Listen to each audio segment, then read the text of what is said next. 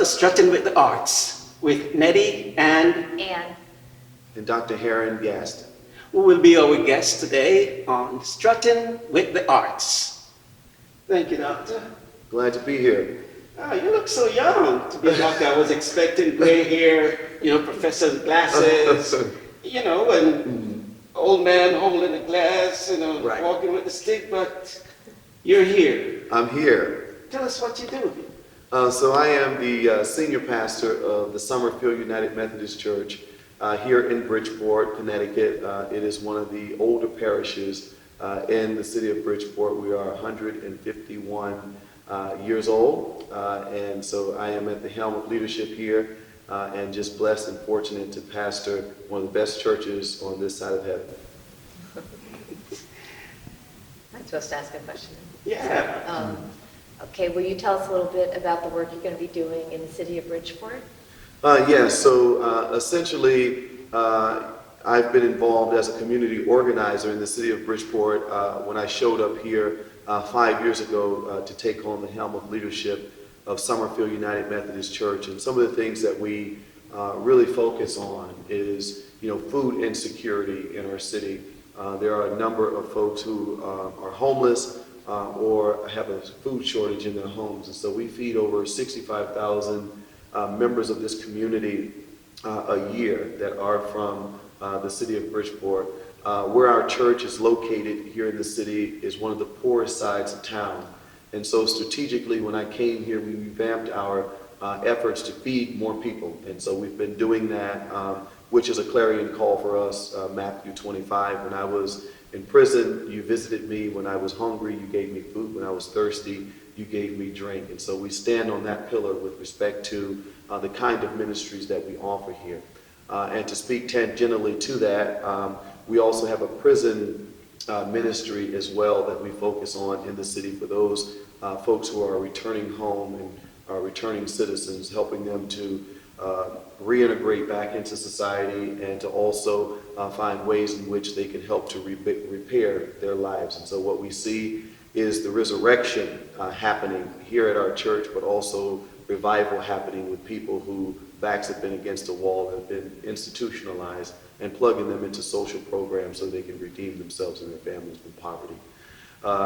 Also, with respect to what we do, is not just prison ministry and feeding the hungry, but we also are Christ's hands and feet to the community, the elderly folks who perhaps might have issues with different social programs in the city that may not be working for them. For example, a lot of our elderly folks live in convalescent homes, and then they also live in apartment buildings that have old antiquated equipment and elevators. And we had situations in the city, all across the city, where people called me and said, would I champion the cause, because they were getting stuck on the elevators for hours.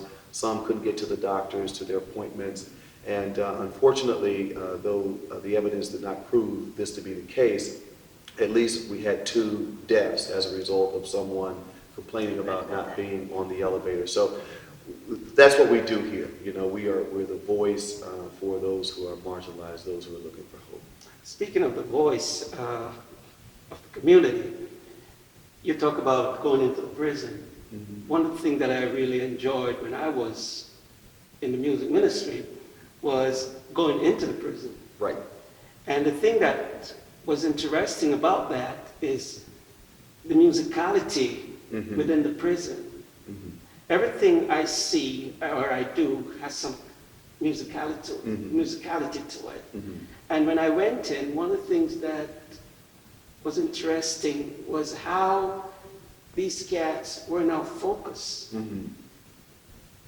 See, and with that focus, the music that they heard, they were more attentive. Mm-hmm. So where do you see the beat of the city in that relationship? Yes, that's a great question. I personally, think that music is something that brings people together.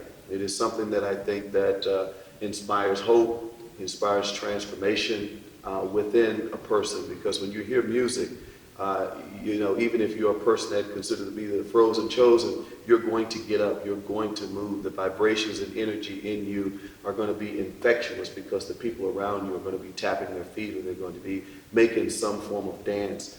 And I think that particularly music has been served as, I think, a way to bring people together, you know, around difference. You know, certainly we see how music infiltrated into the homes, at least in the 1960s eras with Jim Crow, was used to integrate people. The music of Michael Jackson, I think, transcends, you know, racial boundaries and was able to speak a message of hope and inspiration of how we all are knitted together in one single garment of unity with each other through music, through dance, through energy. And so I think it speaks broadly to what it is that you just discussed. Some of the older mothers, they would hold their child in the grandma. Mm-hmm. Mm-hmm. And they would just hum that hum. Mm-hmm. And there was something special about that hum. Right. You know? The grandmothers that you're serving, do they have like kids that they are holding to pass that on? Right. I would say yes. I think that when you look at the Black prophetic tradition in particular, music has always been at the forefront. And I can't get past the phrase enough that it inspired hope when folks were experiencing a drought or weary land. And so music was used as a vehicle to articulate also the injustices that perhaps might be going on around them and to let people know that this eschatological hope of Christ will come to rain down, that regardless of what it is that you might be going through, regardless of what's happening in society with respect to various forms of discrimination, that hum was able to get them through the day. That hum is something I think that's infectious, that was passed down from generation to generation, that lives within the DNA of every person who had been kissed by the sun and who share the lineage from Africa to the United States. Ann mentioned something about Martin Luther King. Could you go back to that? Well, you mean in terms of preaching or his speech writing? I think they're and inspiration. Interwoven, right? Yes, so I guess we were wondering what your inspiration is, and we were going to talk about the rhythm involved in preaching, which is a little bit different than music, I would think. And well, I mean, in terms of, it's going to be after edited. Can we start over?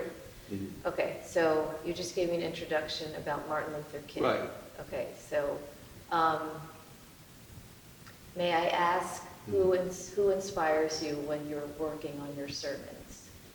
Well, I think that I'm inspired by a cloud of great witnesses within Christendom, especially folks like Dr. Martin Luther King Jr., more contemporaries like, folks like Michael Eric Dyson, people like Ebony Marshall Turman, womanist minister who also teach on the faculty at Yale University. I am inspired so much by Barack Obama's former pastor in Chicago. Also folks like Otis Moss, who pastors Trinity United Church of Christ in Chicago, the church that Obama was going to. So folks like that, I draw inspiration. Preachers. So a lot of present-day preachers and ministers. And how would you describe the rhythm of preaching in terms of enticing people and holding them when you're speaking? Well, personally, I preach from the Black prophetic tradition, which means that, not only am I concerned about the intellectual capabilities of our people and equipping them to understand what's happening around them, and to offer that sort of spiritual and intellectual substance. But I also think that a part of that is the emotive piece as well, that speaks to the human spirit, that speaks to humanity. And I think that bringing both of those things together creates this musicology that we see that's inclusive of using body language to express, the depths of what's happening around you, whether that is talking about Medicare for all, whether that's talking about ways in which our government should be responding to those who are poor, those who are marginalized, those who are oppressed, and ways in which the church should continue to be a moral voice for those who cannot articulate the injustices around them themselves.